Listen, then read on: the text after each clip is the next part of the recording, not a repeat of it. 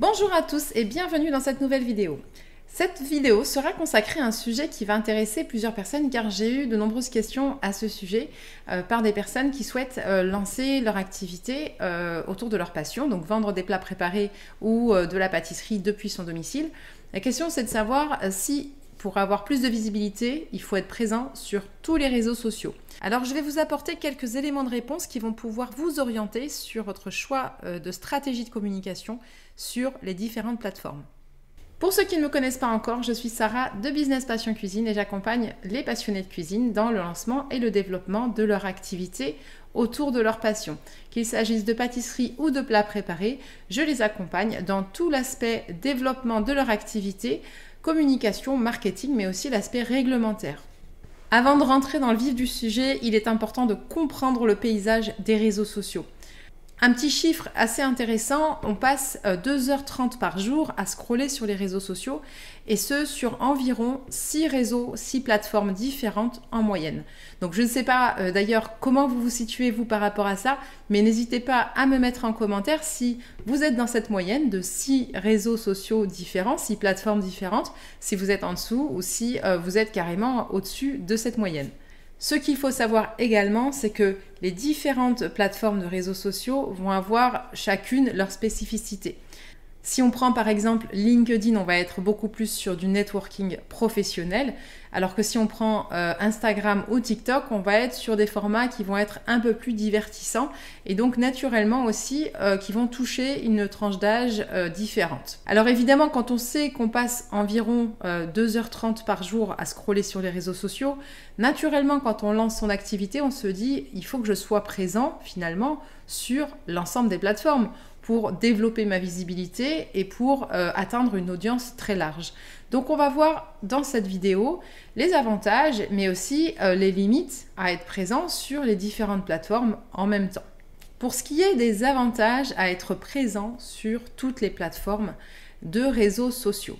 Le premier gros avantage à être présent sur toutes les plateformes, c'est que déjà on va augmenter son potentiel de visibilité. Premièrement, parce qu'on va être présent sur différentes plateformes qui s'adressent à différents publics et donc on va atteindre une audience beaucoup plus large. Deuxièmement, puisque ça va contribuer à l'optimisation de notre SEO, donc c'est tout ce qui est référencement organique, référencement naturel, puisque les moteurs de recherche tels que Google aujourd'hui proposent des résultats de recherche qui sont en fait des profils réseaux sociaux, donc profil Facebook, Instagram, etc., lorsque vous faites votre requête. Donc ça, c'est la deuxième chose. Et la troisième chose qui fait qu'être présent sur différentes plateformes va augmenter considérablement sa visibilité, c'est qu'on a le principe du partage croisé. On va pouvoir facilement partager, retweeter par exemple une vidéo YouTube, repartager sur Instagram un contenu Facebook, etc. Donc ce système-là du partage croisé va naturellement augmenter votre visibilité car ça va créer une synergie entre vos différents comptes. Le deuxième avantage, c'est que vous allez toucher un public diversifié. Grâce à la segmentation d'audience, vous allez pouvoir orienter votre message, personnaliser votre message en fonction de la plateforme sur laquelle vous publiez, car vous allez vous adapter au public concerné par cette plateforme. L'audience TikTok ne sera pas forcément la même, par exemple, que l'audience Facebook, encore moins que l'audience LinkedIn. Donc cette segmentation d'audience va vous permettre tout simplement de toucher différentes personnes en personnalisant votre message. Enfin, troisième gros avantage d'être présent sur différentes plateformes, c'est qu'on va avoir une flexibilité du contenu qu'on va publier. En s'adaptant aux différentes spécificités de chaque plateforme, de chaque réseau social. On va proposer par exemple du contenu texte et photo pour Facebook, alors que sur Instagram, on va être sur du contenu beaucoup plus visuel. Et si on prend l'exemple de TikTok, on va être sur des formats plus dynamiques, plus divertissants, des formats courts, du format vertical, etc.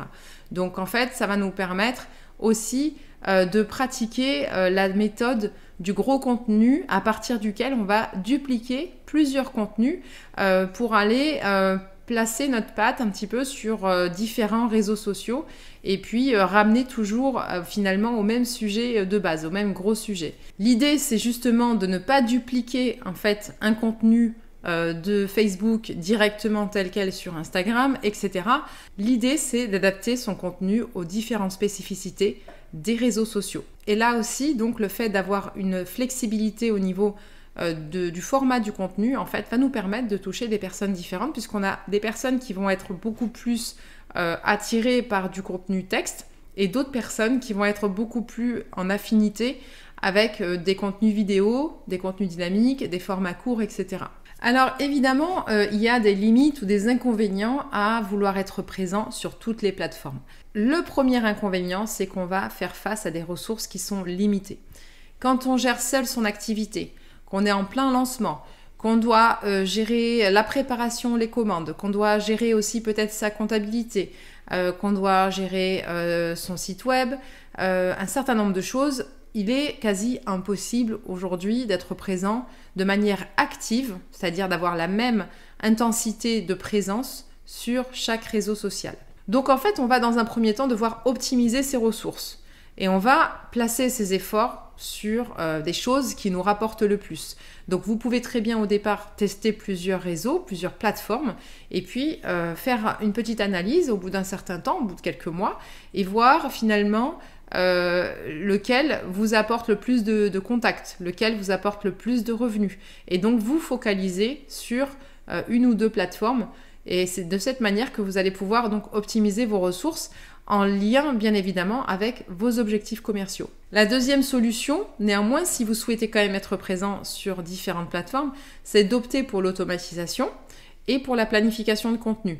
Aujourd'hui, il existe un certain nombre d'outils qui vous permettent d'automatiser la publication de vos contenus. Encore une fois, je reviens sur le fait que ce n'est pas forcément la méthode que je préfère appliquer, puisque en fait, on doit adapter notre contenu à la spécificité de la plateforme en question. Donc c'est très compliqué d'avoir un outil d'automatisation qui va nous permettre de dupliquer du contenu mais qui soit à la fois adapté.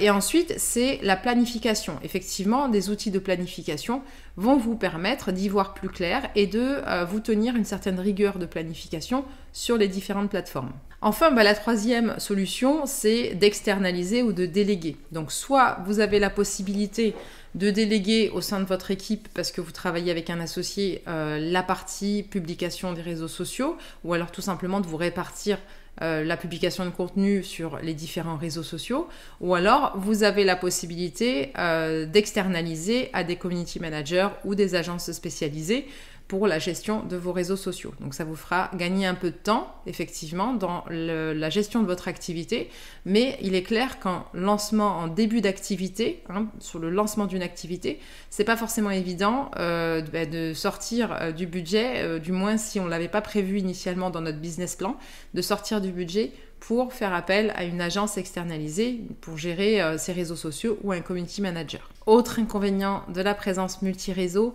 c'est le risque de dilution de votre message de marque. Si vous n'adoptez pas une stratégie de contenu cohérente, vous risquez d'avoir un message qui finalement est publié partout et nulle part en même temps. Donc c'est vraiment important, premièrement, d'avoir cette stratégie de contenu pour apporter une cohérence à votre marque. Et il sera important aussi d'adopter une ligne éditoriale qui va vous apporter finalement des lignes directrices assez claires concernant le ton, le style, les valeurs que vous allez communiquer dans vos publications. Et donc ça va vous apporter une cohérence de marque aussi dans le temps sur les différentes plateformes. Dans tous les cas, il faut savoir que une bonne stratégie média passe par une très bonne connaissance de votre audience.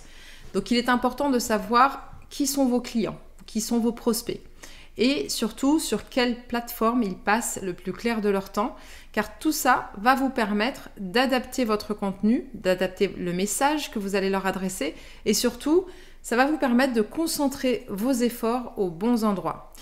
Il existe aujourd'hui un certain nombre d'outils intégrés sur les plateformes, donc c'est le cas par exemple de Facebook Insights ou Instagram Insights qui vont vous permettre d'en savoir un peu plus sur votre audience. N'hésitez pas à les utiliser.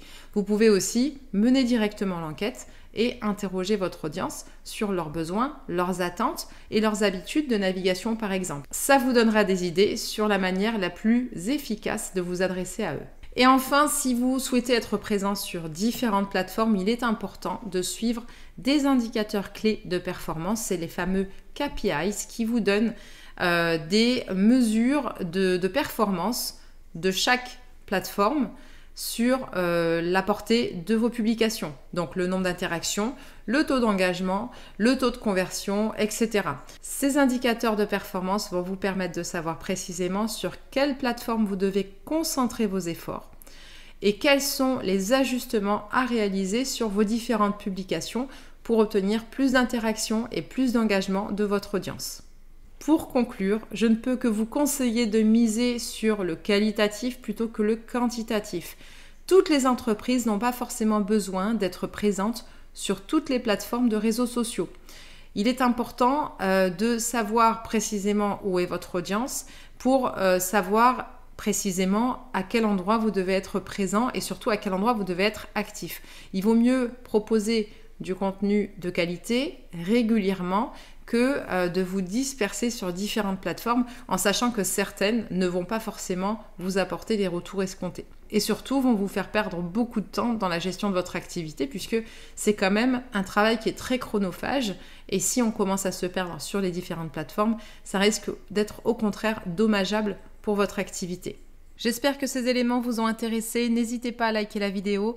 Et pour ceux qui souhaitent avancer dans leur projet, vous pouvez toujours demander la formation gratuite des étapes du lancement de votre activité autour de votre passion.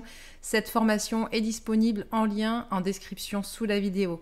Pour moi, je vous dis à très vite pour une nouvelle vidéo. Et n'oubliez pas, l'argent ne fait pas le bonheur, mais le bonheur, c'est de vivre de sa passion pour la cuisine ou la pâtisserie.